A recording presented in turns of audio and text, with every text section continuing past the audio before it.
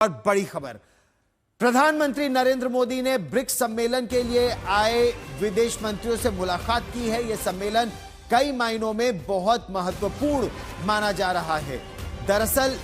BRICS देशों के जो विदेश मंत्री हैं, उनके प्रतिनिधि, जैसा ये तस्वीर आप देख रहे हैं, सर्गेई लावरोव रशिया के जो विदेश मंत्री हैं, वो प्रधानमंत्री नरेंद्र मोदी से मिल रहे हैं। अन्य ब्रिक्स देशों के विदेश मंत्री, विदेश राज्य मंत्री, वो सभी, ये आप तस्वीरें देख रहे हैं सैयद अब्बास अरागची की, ईरान के विदेश मंत्री हैं ये। प्रणय उपाध्याय मेरे सहयोगी ताजा जानकारी के साथ हमारे साथ जुड़ रहे हैं। प्रणय,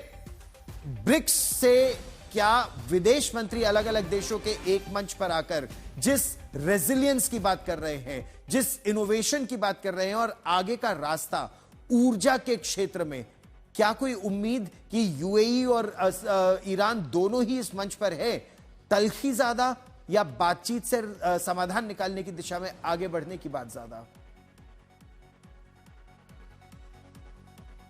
सबसे पहले बात करते हैं गौरव ईरान की। ईरान के विदेश मंत्री सैयद अब्बास अरागची इस समय भारत के अंदर मौजूद हैं और उन्होंने ब्रिक्स विदेश मंत्रियों की बैठक के दौरान यूएई का नाम तो नहीं लिया, लेकिन उन्होंने सीधे सीधे तंज करते हुए कहा कि इजराइल के साथ किसी तरीके का समझौता आपके सुरक्षा की गारंटी नहीं हो सकता है। सख्त संदेश देने की कोशिश ईरान की तरफ से की गई, लेकिन साथ ही ईरान के विदेश मंत्रालय की तरफ से कहा जा रहा है कि डॉक्टर अरागची ने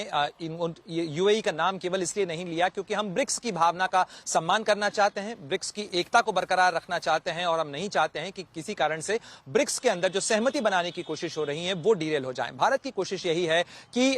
राजनीतिक मतभेदों से परे हटते हुए इस समय जो दुनिया की अर्थव्यवस्था की मांग है कि ये ब्रिक्स के सारे देश, जो कि दुनिया की 55% आबादी, 41% जो अर्थव्यवस्था है और दुनिया की 31 ट्रिलियन की इकोनॉमी का प्रतिनिधित्व करते हैं, वो साथ आए, एक वैकल्पिक व्यवस्था बनाए। ऊर्जा का ये एक बड़ा महत्वपूर्ण संयोग कहा जा सकता है ब्रिक्स का ये जमावड़ा, क्योंकि इसके अंदर एक तरफ संयुक्त अरब अमीरात, सऊदी अरब, ईरान जैसे ऊर्जा निर्यातक देश हैं, तो वहीं दूसरी तरफ रूस भी इसमें शामिल है ऊर्जा निर्यातकों में, और दूसरी तरफ भारत, चीन, इंडोनेशिया जैसे ऊर्जा के आयातक देश भी शामिल हैं। तो ब्रिक्स एक मॉडल बन सकता है कि किस तरीके से ऊर्जा के क्षेत्र के अंदर सहयोग किया जा सकता है, सस्टेनेबिलिटी पर सहयोग किया जा सकता है। इस मुद्दे को लेकर महत्वपूर्ण चर्चा आज भी हुई और यह सिलसिला कल भी जारी रहना है। प्रधानमंत्री मुझसे मुलाकात का जिक्र आपने किया ही सही, साथ ही जो ग्लोबल वर्ल्ड ऑर्डर है, जो ग्लोबल इंस्टीट्यूशंस हैं, उनमें रिफॉर्म कैसे किया जा सकता है। ये सारे वो देश, चाहे ब्राजील, रूस, चीन, भारत,